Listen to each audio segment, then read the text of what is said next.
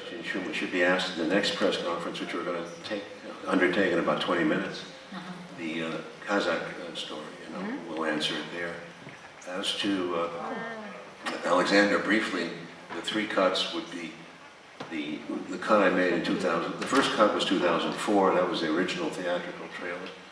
I talked about the pressures I was under and the contract having to be under 3 hours, which is impossible to tell that story. I made another cut in 2007. It's called the final cut. Final cut, and that is the best cut. The 2007. It's the longest cut. It's 3 hours and 36 minutes, I believe. The third cut would be the 2012 or 14. It was a 2012 cut. Yes, 2012. I'm sorry. Sometimes between the Kennedy and the Alexander, I do get confused. Between Snowden and all this, 2012 cut was good, but not. I don't think it's as good as the 2007 cut. I'm at fault for that. And that is called the ultimate cut. So I say the best cut is the final cut, 2007, no question. I can go into that another time with you, but not here. Going back to Kennedy killing, you do know that there's this gentleman mentioned a 4-hour version. That was the original Destiny Betrayed. It's a deep dive into the assassination, but very important to study why Kennedy was killed, the foreign policy of Kennedy, the domestic policy of Kennedy, and what he was doing that was changing the world. He was a warrior for peace, very much so. And when you understand the big picture of what he was doing in the 4-hour version, it's much more clear that Lyndon Johnson changed everything in his policy except civil rights. And Johnson, the historians in America have not done their homework on this issue. They go on with this theory that Johnson continued what Kennedy was doing. This is just not true. Very important fact of history. It affects you, it affects Europe, it affects the whole world.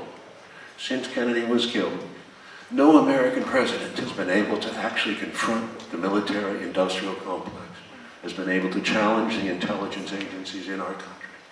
None. Not doable. You cannot move in that direction. You cannot cut a budget. Mr. Biden can withdraw from Afghanistan, but he cannot cut $1 out of the defense budget. It goes up every year, $30 billion more this year. It's a conundrum. It's a wall. And we need a courageous president, very courageous president, to go against that. It will take a lot.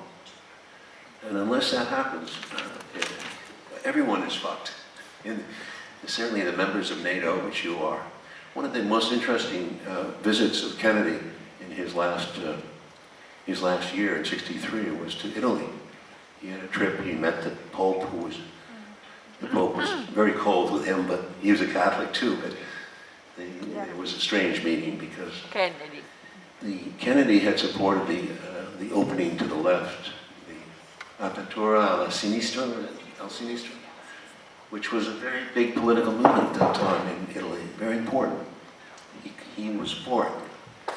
And of course the CIA was against it, heavily against it, because the CIA had been heavily invested in Italy. Operation Gladio was ongoing. The CIA was there from the beginning, controlling the Italian political process. As I just said, you cannot toy with the military in America. You cannot toy with the intelligence agency. You cannot. Wall Street, to a large degree, there's a power structure, and we have to prepare for war. This is a necessity for the United States. It's not just the 60s and the 70s. It goes all the way to today.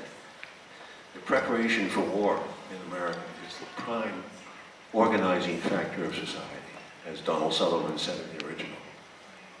Preparing for war is very important. It's big money, huge money. You can invest billions of dollars into F-35 fighters, into stealth planes, and never use them, and make them as bad as a lot of them are shit. They don't work, as we find out. But it doesn't matter as long as you keep building and spending money.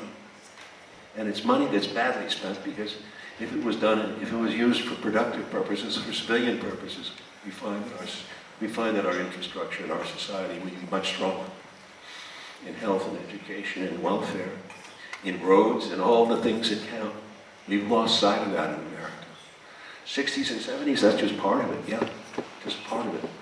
Kennedy started something. He started a revolution in a new way. The young men were taking over from the old generation, the Eisenhower generation. And there was great promise, but they managed to kill off that spirit. By the 1980s, they were going back the other way with Mr. Reagan, pushing back against the Roosevelt forces in America. If you're a historian, you should see the 4-hour version. Have you seen it? Our 4 hours screening? I wish you would, if you can. These 4-hour version. And also the 2-hour version. I mean, it's a shorter form, but it's important because these are facts. These are specifically facts that come out from the Assassination Records Review Board, which Mr. Bugliosi never reviewed because he was dead. So Bugliosi was addressing the film when he wrote this thing. And because something is 2,000 pages doesn't make it more important. If you look closely at Mr. D. Eugenio, the scenarist of our film, Jim D. Eugenio, he wrote a repost to every detail in Bugliosi's book.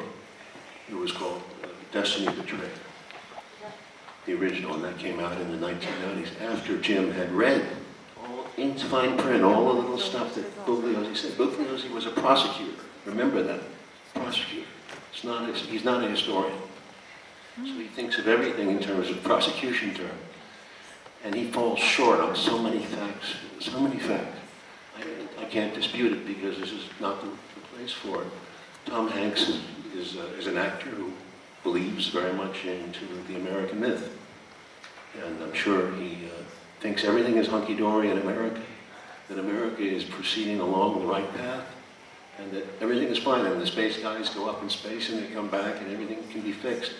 He's an optimist, but I don't think he's a realist.